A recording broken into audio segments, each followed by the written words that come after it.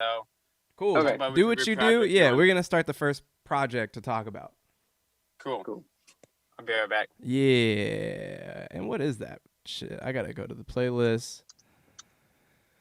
What do I got up here first? I think it's Amine. I think we could just talk about Amine. And you know right where I want to start. Okay, before I even hear the tag, all right, I know this is a Pierre fucking beat. Wait. What?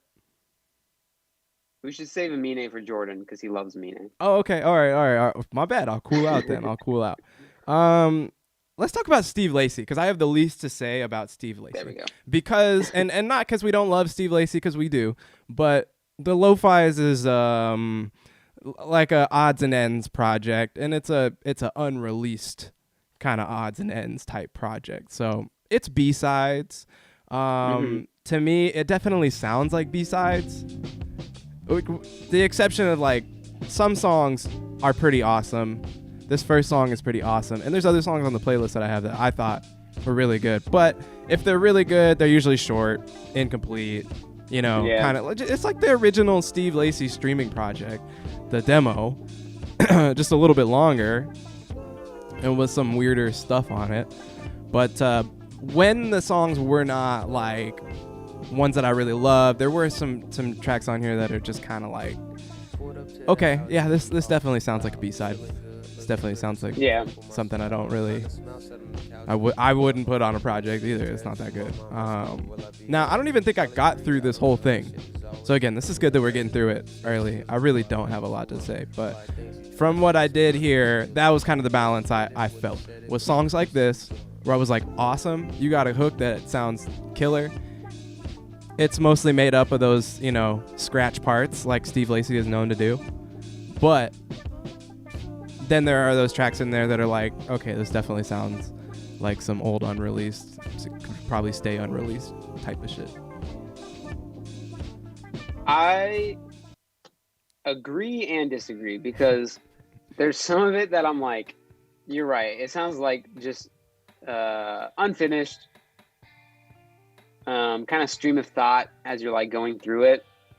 I mean, it is only like what 25 minutes or something like that. Yeah, what do I got? I got it listed here. We got 15 songs, 25 minutes. Yeah, so a lot of them are like 45 seconds or a minute and a half or whatever. Yeah, but, there's no song longer than 2.5 minutes basically. Yeah, and so I'm listening to it and I'm like, yeah, like some of the stuff that sounds unfinished or a little bit shaky, I think it kind of works for the same reason that the better songs maybe don't work as well for you, because it's like, okay, they don't work. It's a minute. Like, I'm fine with that. Yeah. I think he totally could have. I think if it was more like a true demo tape where it was like 7 songs or like 8 songs, like 8 of the better picks. Of the most because fire. If you look at like, yeah, you look at like Mac DeMarco or something, like he's like the king of like lo-fi demo tapes right now.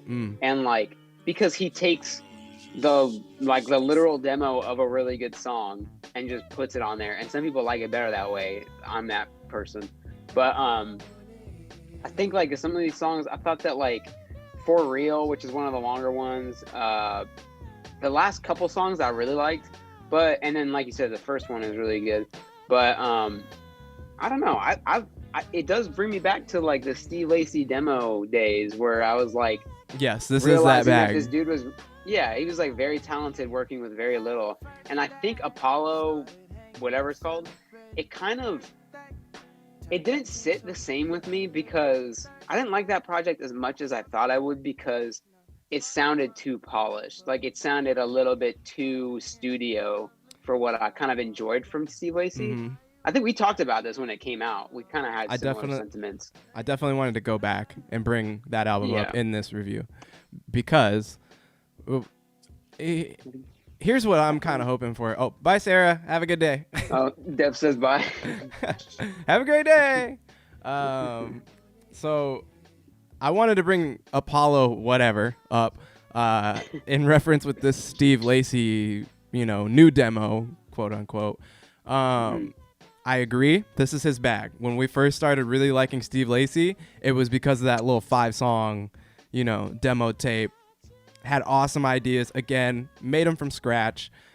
Really cool to see. And then he did, and this is to me like one of his best, maybe his best body of work so far, and it's not even his, is the Raven Lene tape that he did, which was also short. Oh, that's amazing. That flexed that more polished side of him, and the stronger, more like the more conventional songwriting side of him in a way that was really dope. What I feel like we've been missing from Steve Lacy is a project with the influences of his demos that is more fully fleshed out. Whatever that means to him, a full project that he can push. Because Apollo whatever, I thought was pretty over the top. And I thought he was a nice, like, multi-talented instrumentalist and all that. But at the same time, that project had all this, like, Prince kind of Princeisms and stuff like that. And while that is, like, a lot of people try that out, I kind of realize, and this isn't a jab at Steve Lacy, but Steve Lacy is not really a Prince or anybody really like that, you know? Right. So that whole influence over there was just kind of like aesthetically an uphill battle for him. I felt like personally, it was what it sounded like to me. So, and I've never gotten that full slate of songs that feel finished, that rock in that really kind of garage bandy style that Steve Lacy really came to prominence with. Now, obviously, he's done the internet for a long time, and so he's had a lot of input in that sound, but at the same time, I would like to hear it solo, distilled, like kind of that very classic, vintage Steve Lacy sound on a full project. I don't know if we'll ever really get that, but I know that Apollo whatever was not really like the bag for me personally. Yeah, it's Apollo 21.